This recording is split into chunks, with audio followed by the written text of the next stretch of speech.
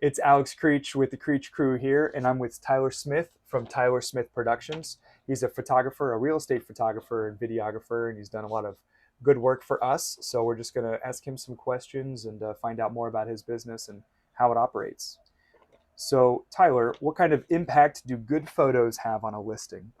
Well, good photos are really like the door front of your real estate sale. When 90% of people today are starting, I'm sure it's even more than 90% are starting online before they ever even step foot into your home. They're going to Zillow or even some of the stuff that you guys send out to people. They're looking at those pictures and seeing those pictures before they ever even walk into your home. And it's just like the door front of your house. Yeah, So it's that first yeah, initial presentation of the home. exactly. I know I've seen photos of homes where it's just a photo of the front, and then that just completely The turns me Google off Earth photo. too. Yeah. Yeah.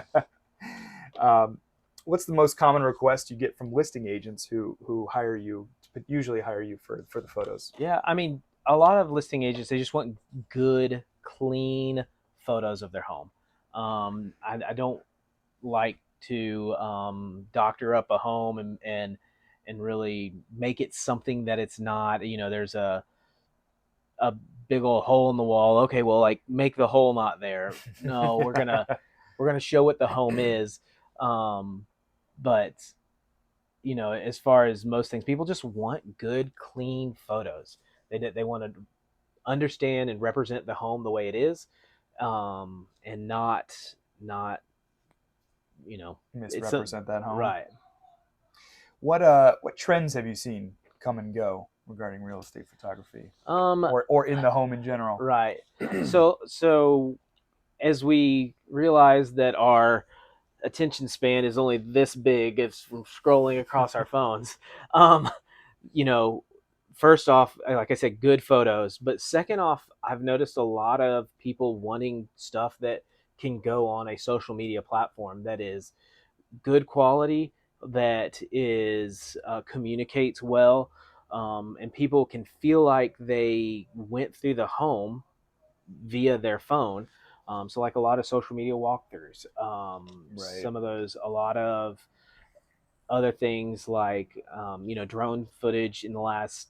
I'm sure I have not been doing it for 10 years, but in the last 10 years, drone footage. I mean, people want to know, kind of get a feel for what it's like around the neighborhood and at the home. So those two things I would say are probably the biggest Yeah, things. especially with the drone footage. We used you on two separate ones now, one in Fernandina, one down in Mandarin. Yep. Fernandina was vacant property and we sold it within a day. We warned our customer because all of the comps were looking like 6 months minimum to 12 Yeah. months. We said this could be a long road, but then your drone footage came back, showed off the property really well, and Awesome. no joke, went under contract on day one. So thank you for that.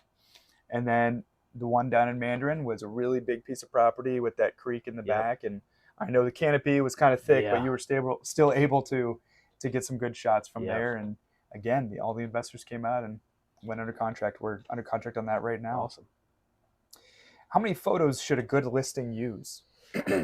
I think the number of photos is really going to depend on the house. When you're looking at a house that is, from 1,000 square feet to probably 2,500 square feet, you're going to look anywhere between 25 to 35 photos. If you're, above that, you're going to need a lot more photos because typically when homes get above that, there's a lot more intricate details that people are Mm-hmm. wanting to capture, as well as there's more rooms, there's more structure to capture, there's more. Um, Typically, those homes are built on bigger lots, and so people are wanting just bigger and bigger photos or bigger and bigger packages with more and more photos. And usually the bigger square footage, usually it's in an HOA or a Yes, community or a country club. That's a good question. Do you shoot amenities? absolutely. Amenity. Oh, that's a hard word. Amenities are one of those things that can also help sell a home. So we've talked about, your your photos are the storefront of your home when you're trying to sell, but also like, you know pools in community centers and parks and that kind of thing are very, very big Or pool sellers. parks like Yeah, Nocatee? right. Yeah. So, you know those are the things that really can sell a home as well. And absolutely, let's do whatever we can, whatever picture we need to take to sell this home, let's take it. Do you have a time where something went wrong with a home or a difficult situation that you were able to overcome? Yeah, I mean, those pop up from time to time. I would say, I think this kind of leads into another conversation as well of when you're flying a drone, make sure you're dealing with somebody that's licensed. Because when you're Mm, flying a drone, you have to have a license to use those photos for commercial use. So I'm a Part 107 certified drone pilot. But a lot of times the FAA says, hey, not today. And so, really? yeah, absolutely. Probably especially here with two Navy Yep. bases. So there's Navy bases. There's, obviously north of us here today, there's the airport, the Jax Airport, but also you've got Craig Airfield, Oh, true. you've got Cecil. Cecil, and so all of those places will shut. I mean, you're not allowed to fly, and you get in big, big, big trouble for that. So, I did not know that. yep. So, listing agents out there, make sure your photographer is drone certified. Yes. And how hard is that to do? I mean, it takes a little bit of education. You got to learn how to read air maps and stuff like that. But most anybody can do it with a little bit of studying. Gotcha. So, yeah. But that's definitely a differentiator for Yes, yourself. absolutely. And here's one. What's the difference between good photos and bad photos? I think the difference between good photos and bad photos, some of it boils down to gear, some of it boils down to just training and that kind of thing. I think specifically in real estate, you want the wide angle lens. You Yeah. want something that's going to make your Yeah. home, again, not we're going to have integrity, but you want your lens to be able to capture the whole room and people to feel like they're getting to see the whole room in one picture. Mm-hmm. So that's one thing. And I also think knowing to get the right angles of the rooms. You want to be able to show the whole room. So if I'm standing in this corner, well, in my picture, I'm not seeing the corner that I'm standing in. So sometimes you're going to go to the opposite corner and shoot back towards where you were.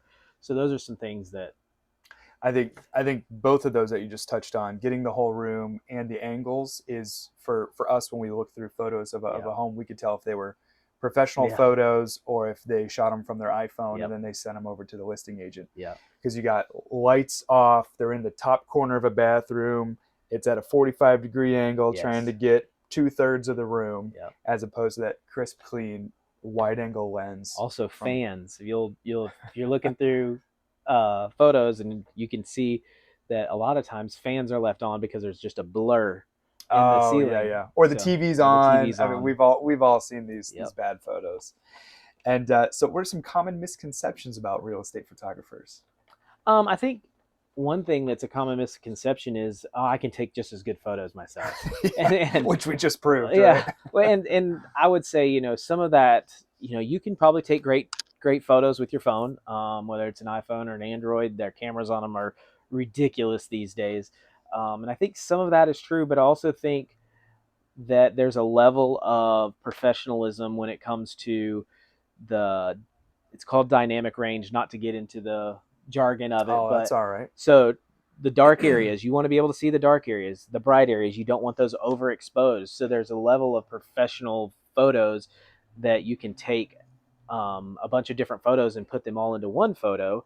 And that's how we shoot. So when I shoot one picture, I'm actually taking 5 and smashing those down into one image. And so what that lets us do is really brighten up your room and make it where there's not like, oh, are they trying to hide something over there in that dark area? Or, whoa, that light is bright, now I can't see the rest of the room. So yeah. Well, thank you for all that, Tyler. Is there anything else you want to add about photography, real estate photography, that I didn't touch on? No, I just think that hire somebody that's good and knows what they're doing. So yeah, and a licensed drone pilot. Yes, a licensed drone pilot. Yeah. Well, you heard it here, folks. I'm Alex Creech with the Creech Crew, and this was Tyler Smith, Tyler Smith Productions. He does real estate photography and drone footage. I'll see you next time.